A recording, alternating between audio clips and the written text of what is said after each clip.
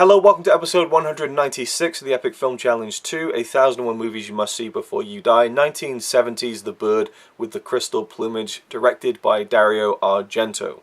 I had my first experience with Argento back last October when I reviewed Suspiria, also as part of this series and as part of the book, the 1001 Movies You Must See Before You Die, and I loved Suspiria. I loved the stylish violence, I loved the murder mystery thriller aspect of it. And then I also watched Phenomena this year, which I also loved. I really like Argento's style of filmmaking. I'd heard that The Bird with Crystal Plumage was very good, but it wasn't as kind of stylized as Suspiria or Phenomena, and to be wary that it's not quite as accomplished in terms of that aesthetic. So I kind of went into this film with low expectations. I bought the recent Arrow Blu-ray that has a 4K restoration. The film looked fantastic, and it is Argento's first film as well. So I was kind of expecting a good kind of film, but obviously it's in the book, so I was thinking there must be something. There must be some sort of hook that really makes this film special. And yeah, it's not quite as stylish as those later films that I have seen, but it has that flair. Argento just has this knack of putting together these, again, murder mystery thrillers with such skill. Like, I just thought this film was so enjoyable. An hour and 30 minutes. It felt like a 2-hour film, but in a really good way. It felt like there was a lot of meat in that 95 minutes. I really thought that all the twists and turns of the murder mystery as it unraveled were so well done and so intriguing that I was always entertained through every single scene, seeing each step as we get closer and closer to some kind of resolution as to who this killer is. So the story is set in Italy, and we follow an American called Sam, who is in Italy for some reason, and he's about to go back to America with his girlfriend. And just before he leaves, he witnesses an attempted murder. He's walking down a street, he looks into this this kind of art gallery installation through a window, and there's a woman who's getting stabbed with a knife. So he runs up to kind of intervene, and the attacker runs away out of a back door, and she's crawling across the floor, blood coming out of her stomach, and she's like reaching up and screaming. So Sam's trying to get inside, but he gets kind of stuck in between in this kind of partition of glass, and so he's locked inside of this kind of weird art gallery thing in a kind of shop front window. And the police eventually come, and the woman doesn't die, and so he's quizzed over what he saw, and he eventually becomes a suspect. And after that is cleared up, he starts to investigate the murder himself, or the attempted murder. But also there have been these actual murders that have taken place that seem to be the act of a serial killer, and then murders start happening again. And so it's all based around this attempted murder that Sam saw, and he's trying to piece together exactly what he saw, and if there's anything in what he saw that could help the police. I loved the inspector character, Morosini, I believe. I thought the actor was really good. Now, one thing I have to mention at this point is that I watched it in English. Now, I always want to watch films in their original language with subtitles. That is my preferred method. It's the way the film was made. It's the way I want to experience it. I don't like dubbing. But as I was watching it in Italian, I was noticing that, I'm hearing like Italian in my head, not in my head, I'm hearing Italian coming out of the TV and into my ears, and my brain's receiving Italian, but my eyes are looking at the screen and I'm seeing, call the police. I'm like, wait, he's saying call the police in English. I was like, well, okay, the actor's American. But then I'm seeing the Italian actors speaking in English, and then I'm hearing Italian, so I had to switch over to the English, and that's dubbed too. Well, obviously it's dubbed, but I mean, like, it was all dubbed, as far as I'm concerned. And it seems to be an ongoing trend with Argento that I've seen, is that there's always an English and an Italian version, and I never know which one to fucking pick, because it's like, well, most of them are speaking English, some of them aren't. It's just, what do you go with? I don't know. So I went with English, and I ended up enjoying it just fine as it was, but it did throw me off a little bit. So I saw this film in 10% Italian, 90% English. The character of Sam was a little bit unbelievable to me, because this is a guy who saw someone, almost get murdered and stabbed. And then not long after that, he gets quizzed by the police. They take his passport away so he can't leave the country. He's stuck there. He's about to leave. And then someone tries to kill him on this foggy day and almost takes his head off with a meat cleaver. And he's like, oh, I'm okay.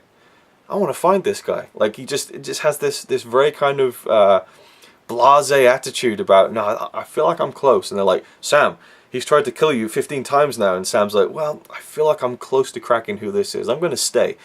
Here's your passport. You can go. In fact, I recommend you leave the country. Just go away. Forget about this. But there is that lead I can follow. Like, he's just so insistent, and it's so unbelievable, really. I would have been out there at the first chance I got, but it serves the story, and it's a conceit of the story, and I don't really mind it that much because the rest is so well done, and I loved well, I didn't love, but I thought that the murder scenes were done so well, because this is a film that has these kind of, not gruesome murders, but, you know, the murders by knife and by this very invasive kind of serial killer who's murdering these women. And so there's something very disturbing about it, but the way that it's shot and the way that it's cut, you don't see too much. It's more implied. There is violence in the film, but I love the way that it was handled. And it wasn't the violence that he would use in films like Suspiria. It wasn't quite that extreme, but it certainly had this, again, stylish edge to it. There's something about the way he shoots these films that really appeals to me as far as that kind of thriller aspect of a movie goes. I don't know, there's something really cool about it. I love the sequence where he's getting followed by this man in a yellow jacket. And Connie watched this film with me for the most part. She was ill the day I watched it, but I don't think that she enjoyed it enough to really talk about it that much. She thought it was okay, and she enjoyed kind of following the mystery along and stuff, but I don't think she loved it. And she was really disappointed in the scene because she thought the man in the yellow jacket was the murderer. And I'm like, hey, it's halfway through the film. There's no way they're showing the murderer just yet. And of course I was right. You know, it follows that convention, you know, where you're not going to get given the answer straight away. And there's a few red herrings peppered throughout the film, and I thought, well, it can't be that, can it? But the film kept me guessing and thinking, oh, well, maybe it is. I don't know. You know, I really liked that element. And when a murder mystery can really keep me guessing till the very end, it's done its job. You know, there's a lot of times where you'll see where it's going, you'll guess it, it'll come true, and it'll still be an enjoyable experience. But it's like, well, I did see that's where it was going. But this one was really done well in that aspect. But as I was saying, great scene where a man in a yellow jacket is hunting Sam down. They go into this kind of bus yard, and it just, again, really well shot, and the kind of tension building up and stuff, and the music. And Sam is being hunted by this guy, and he's trying to shoot him and stuff, and eventually Sam runs out and gets to a public street, and the man with the yellow jacket turns up, and he's like, well, there's people here. So he just kind of puts his hands in his pockets and just walks off, and then Sam follows him. And I loved that the hunted becomes the hunter, and now he's following the guy who tried to kill him. I love that flipping of the you know, being chased sequence. You know, I just thought that was really cool, and the way that that scene ended was brilliant too. So yeah, I really liked all the little side characters. The guy he met in the prison, so long, you know, like the guy who couldn't stop saying so long after every sentence. Just colourful and interesting characters. The painter, you know, or that pretty grim when you realise that that painter character was, you know, kind of holding a collection of cats in his attic to kill them and eat them. Ugh, just, yeah, no, not a fan of that. But overall, I thought the film was fantastic. I loved it as it is what it is. A murder mystery, crime, thriller, serial killer, you know, thrill ride. I thought it was great. I really enjoyed it. And all the little pieces, you know, and the fact that the serial killer kept calling them up, and there's a weird noise that they're trying to decipher. And then they'll go to like the 1970s era, or 1960s, I suppose this would have been filmed around 1969 perhaps. That kind of 60s, 70s computer setup where you just got these huge machines with these massive spinning tapes, and it's just like, we're going to find out the fingerprints, and this kind of like thing prints out very slowly. Just like all that processing power that, you know, probably is minute compared to what I can do with a phone in my hand these days. But, you know, that was kind of the only thing that really dates the film, I suppose, is those huge kind of data tape science bank things they have in the police department. But as I said, I really enjoyed the Inspector Morosini character. I really liked the performance of that guy. The main actor, Sam, he does what he does. He's basically the vessel to kind of take us through this story. Nothing special. There's some good performances in there. Nothing really stand out, but it's the story and the intrigue, which is just so perfectly captured. I loved the scene. I'm glad I remember this. I loved the scene when Sam was, a number of times actually, he's running over the attempted murder in his head over and over again, like a videotape, running it back, pausing it, you know, and that I don't know if that's just me. I'm sure it's not. It surely can't be. But when I think about memories, you know, it's more like still images at times, and I'll have that kind of like a video playing in my head, but then it'll kind of pause on kind of the one image that kind of stuck in my head from that particular memory, you know, and that is shown in the film. Like, it'll show like kind of a 2-second clip, and it'll stop and it'll pause, you know, and it's him running it over in his head from like different angles in a way, and like imagining different angles and kind of trying to figure out if there's anything in there that he could, you know, use to help the police find this killer. So I love those sequences where he was thinking back on this attempted murder, and the way we keep examining that scene over and over again. There's a few flaws to the film, some over-the-top acting at times as well, but overall, I just thought it was great. I really enjoyed it. I'm a big fan of the style of film.